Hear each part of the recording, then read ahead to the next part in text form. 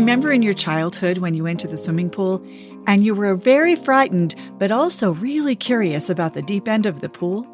Welcome to the Joyfulicity podcast. I'm your host, Laura Wakefield. It's almost summer. It's time to be thinking again about going back to the swimming pool. But do you remember being a kid at the pool or watching your own children as they were learning to swim? A little scared at first, sitting on the edge, but too afraid to actually get into the water. Eventually, brave enough to maybe venture onto the steps and blow some bubbles or cling to the side, wanting so much to splash and play like the other kids, but also terrified of drowning. With inflatable armbands buoying up your body and your confidence, finally you got to where you could paddle around in the shallow end. It was so much fun there, frolicking and laughing. Maybe you even got bold enough to the point of jumping off of the side into your parents' arms. You felt safe, knowing it was only 3 or 4 feet deep and the stairs were close by. But always there in the corner of your eye and your mind was the deep end of the pool, that mysterious place where the older kids got to go. You wanted to go down there, but you've been warned of the perils of going near the deep waters until you knew how to swim well, so you avoided it with nervous respect. But you'd glance over there often with curiosity, too. The diving board was down at that end. You saw the teenagers doing their flips and their tricks. It looked so fun.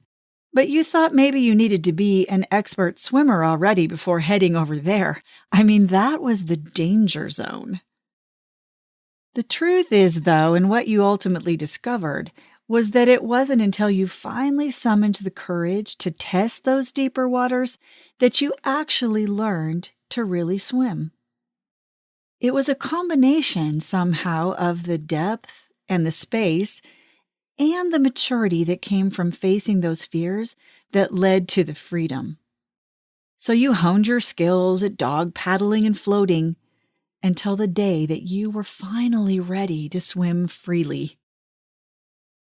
If you haven't caught on yet, I'm not just talking about the swimming pool. This is life. I'm talking about the progressions of life.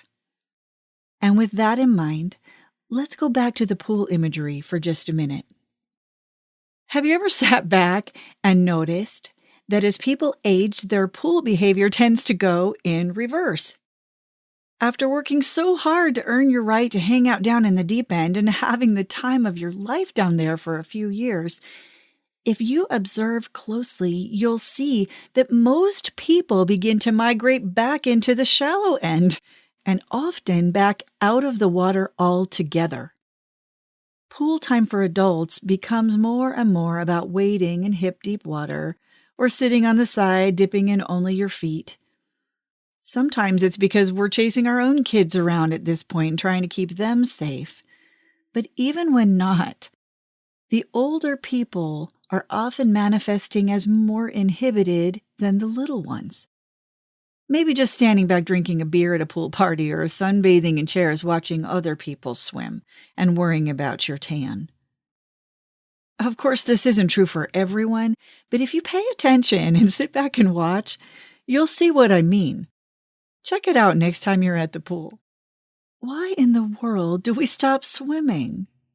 Some might tell themselves it's because they just don't like it as much as they get older, that swimming with abandon and running around like that at the pool is just for kids, and they've outgrown it.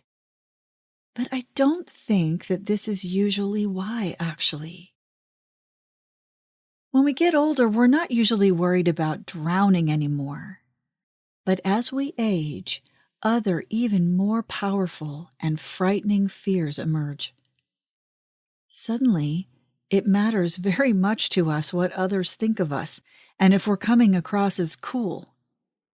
Body insecurities crop up in force. We aren't always comfortable in our own uniqueness, so we just model what everybody else seems to be doing. There's a level of naked exposure at the pool, in the actual sense, of course, that we wear less clothing there, but also being childlike and playful can feel intensely vulnerable, revealing parts of us that are closest to our natural and genuine state.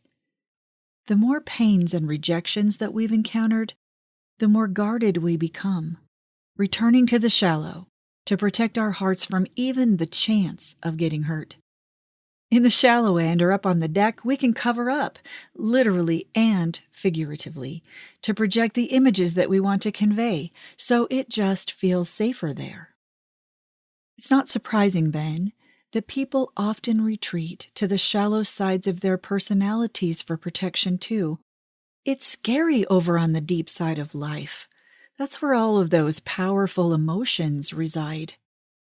Maybe we've been hurt before, or maybe we've seen loved ones who have been, or both.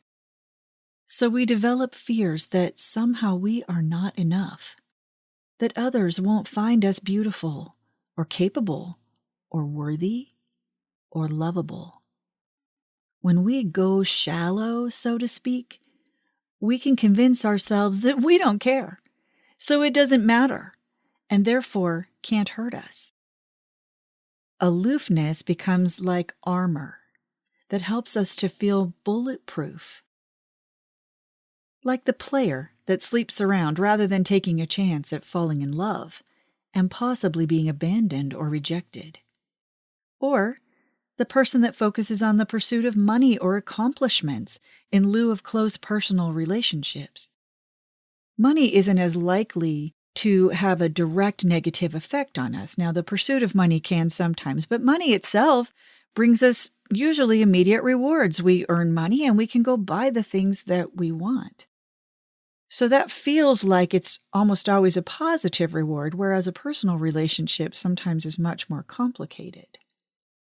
Or what about those people that become obsessed with their image or their personal appearance to keep life and other people at a safe, superficial distance?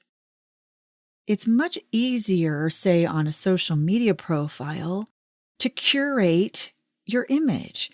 You can choose exactly what pictures, from what angles, you can slap filters on there. Let's not even get started talking about all these AI images that aren't even entirely us at all. But we can feel like we have a lot more control about how we are coming across to other people than we can in person. In person, they're going to see more of the real us. Maybe we can curate that to some degree, but they're going to see more of the real us. And that can feel a lot scarier. Or what about the people that stay at a secure, steady job that they despise, instead of reaching for a vocation that calls to them, or a dream that they've had for a long time, in case they might ultimately fail? Failure doesn't crush us quite as hard if we never cared much in the first place. So, for instance, if I'm doing something that I don't care that much about, like, say, mini golf. Mini golf is fun, but if I'm not good at it, it's not really going to affect my life that much. I don't care. That compared to, say, the dream that I have of writing a book someday, well, that's much scarier, because if I put my heart and soul onto the paper and put that out there for the world, and that's rejected, nobody likes it, or I get bad reviews, that's going to cut to the heart in a way that failing at mini golf isn't. So I might be braver to go out mini golfing with abandon, but I might run away from that dream to protect myself from maybe getting hurt or maybe failing. The walls that we build around ourselves, though, they create these pools of shallow waters that, well, they are possibly safer in some ways. They also keep us perpetually existing in a shallow way of living, even though we always sense and crave more. We know it's out there, but we're uncertain how to access it. Here's the thing about deeper waters, though. They are where the best swimming can be found.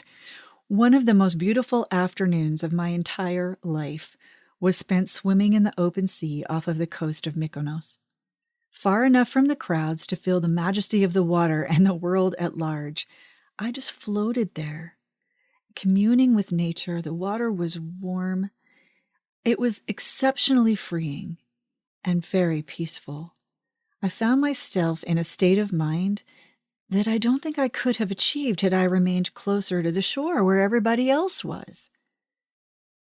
The same can be said of deep connections and deep pursuits as well. They are where the best of what life has to offer begins. Only the courage to reach beyond the shallow will lead us to lasting love and friendship, to a life of true passion and purpose, to spiritual centering and peace. Is there potential for pain in these areas? Well, of course. In fact, I would say that suffering's almost guaranteed. We're not perfect people, none of us are, so when we try new things, it's almost certain that we'll have stumbles and falls. Sometimes we fail altogether. We feel that a lot in interpersonal relationships. In dating, it can become very discouraging to go on dates and end up getting little micro rejections all the time, to where we feel like, I don't even want to try that anymore.